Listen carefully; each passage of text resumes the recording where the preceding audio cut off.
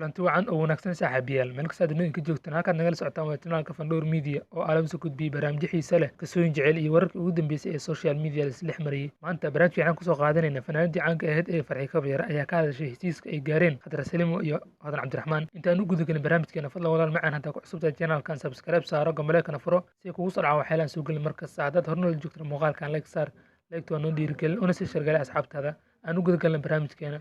saacadihii ugu dambeeyay social media la isla dhex mariyay inay heshiiyeen Khadra Salimo iyo Mursal Muuse iyo waliba sidoo kale Hodan Cabdiraxmaan ayna soo wada duubeen muuqaal dadyo badan oo cadow ku ahaa ka nixiyay haddaba Mursal Muuse ayaa fiidiyogan ka duubay Khadra Salimo kadib markii xalay ay ku kulmeen xafladda 26 Juun taas ay fanaaniin badan ka qayb galayeen waxaa ku jiray Hodan Cabdiraxmaan Khadra Salimo iyo Yurgeyn iyo waliba sidoo kale xidigaha geeska dhamaantood xafladdaasi ay ka qayb galayeen ayaa mar qura masraxii oo laga filan in Khadra Salimo soo istaagtay kana haystay heeso badan ka qaatay daba waa markii ugu horeysay ee muddo 2 sano ah kadib ay ku kulmaan masrax Hodan Cabdiraxmaan Khadra Salimo iyo waliba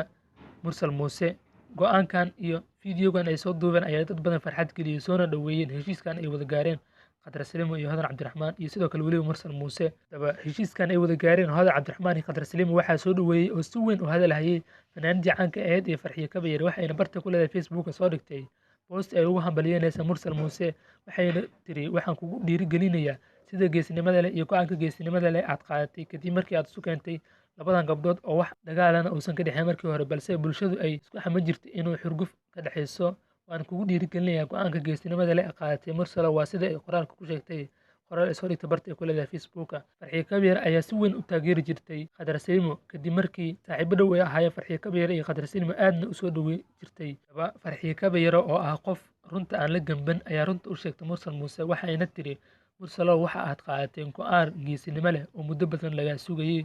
lagana dhur sugayay inaad heshiisiiso Khadra Salimo iyo Hodan Cabdiraxmaan balse dadyo badan ayaa soo dhaweeyay heshiiskan ay wada gaareen Hodan Cabdiraxmaan iyo Khadra Salimo oo xalay muuqaal soo wada duubay si kadis ahna oo lama filaan ahna dadyo badan uga nixiyay oo cadow ku ahay waa sida ay sheegeen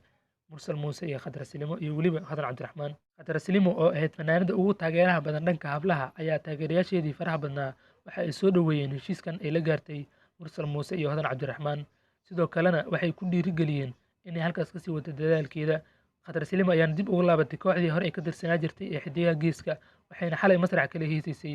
fanaaniintii xidigaha geeska oo muddo badan ay isugu dambeysay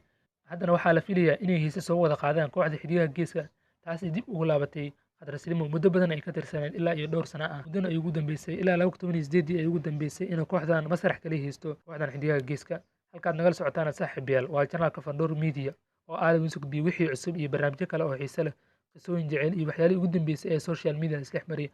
fadlan hadda ku cusub channelkan subscribe saaro gambaleelkana furo si kugu soo dhacaan waxyaalaan soo gelin markasta haddaad hornool joogtana muuqaalkan like saar una sii shargalay asxaabtaada